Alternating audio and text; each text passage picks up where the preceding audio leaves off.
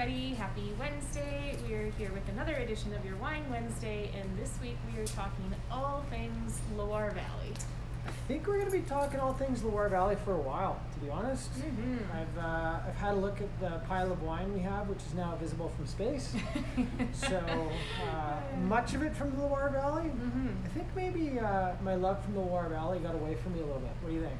I think so, but I'm really happy that it did because I have now started to really fall in love with all the different areas of Loire. It's so diverse. I mean, it's 600-mile stretch, right? We're talking about a pretty big wine region. Yeah, it's a huge wine region, and the cool thing is it's so different from one end to the other, right? You have like the Nantais on one side with Muscadet, the really lean kind of minerally style, super dry. In the middle, you've got anything from Vouvrays, which can be rich and lush, to like Cabernet Francs, which are changing, with the way it's warming up in France. We're getting a lot more rich and powerful wines. And then over to Sancerre in the middle, and Sauvignon Blanc, and they kind of do it all, eh? Sparkling, dessert wine, dry wines, nothing they can't do. Nothing they can't do. And this week's features are really fun, really approachable, and we're kind of a little bit more in the middle area of the Loire in the region of Anjou. Yeah, Anjou-Saumur is like one of the most exciting parts of the Loire for me for one big reason. People don't know them very well, and the value is absolutely stunning. So you're getting wines, I think, of super high quality, really interesting grape varieties, small family wineries. A lot of them are organic, and the prices are like knockout good. And you've done some touring through Loire as well?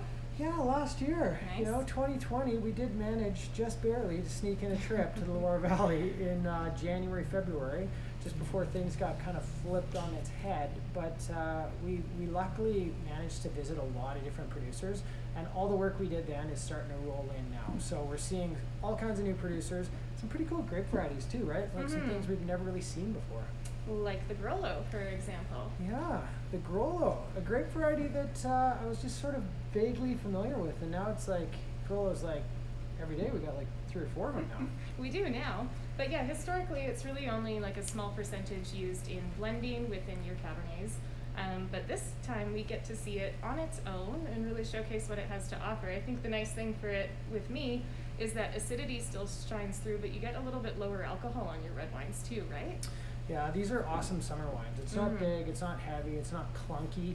It's a nice picnic wine. Again, a little less alcohol, but really bright. The wines aren't green, so if you're thinking like those green sort of Cabernet Franc, traditional Loire wines, forget that. The flavors are actually really ripe, really plump, and have like really beautiful spice to them.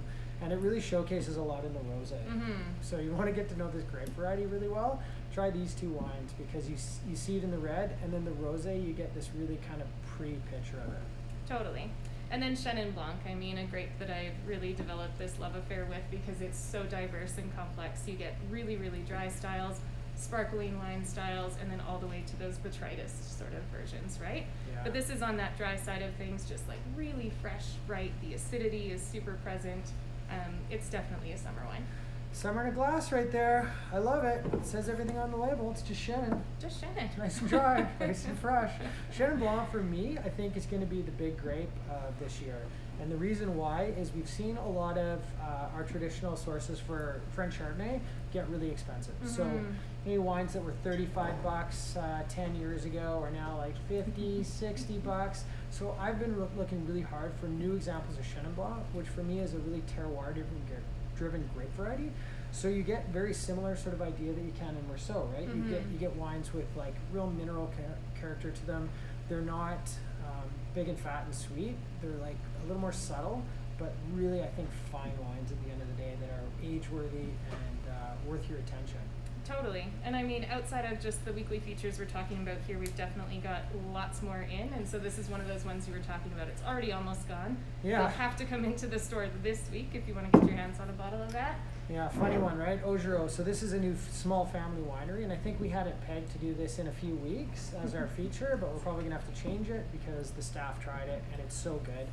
Again, $35, but it's a very complex wine for that. So I think you're getting something that speaks more to the land it comes from, and not just like a simple expression of Chenin Blanc that could kind of come from anywhere. So big winner.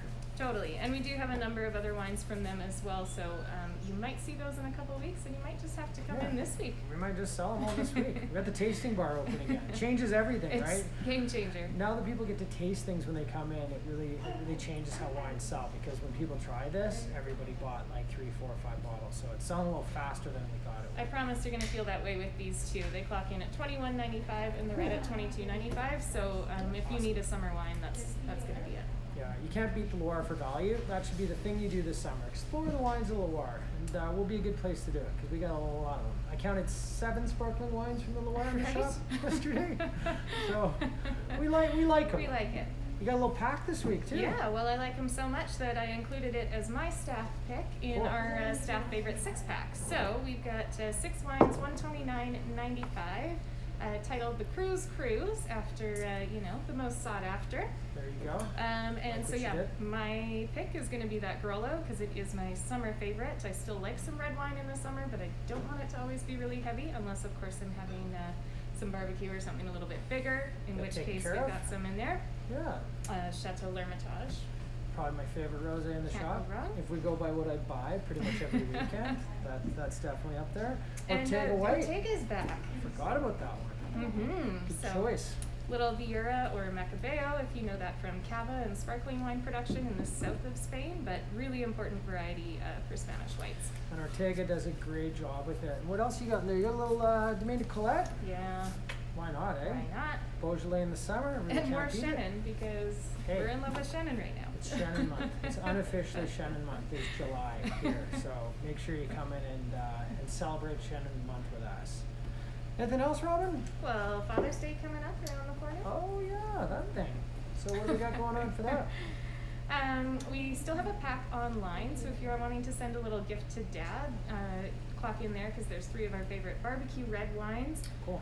The Dad beer, the lager that's on there, and then of course the Corksicle cup if he's out by Yeah. the queue in the backyard and needs something to drink You from. need that. You need that little glass to keep your beer cold in the yard, especially right now. 30 degrees out. I had a beer out there the other day. I was barbecuing, came back, went warm. Oh, the worst. Yeah, it's the saddest thing that can happen to Let's a dad avoid when he's that. out there barbecuing. Get Dad a right? gift. Dad needs cold beer. He's a simple creature, Dad. He just wants a cold beer by the barbecue, and you can give that to him, and we'll help you. Yes. All right. We're here for that. Tasting bar is open. Please come in and see us because these are awesome and you're not going to want to miss it. Yeah, I can't wait to pour these for you. See you on the weekend.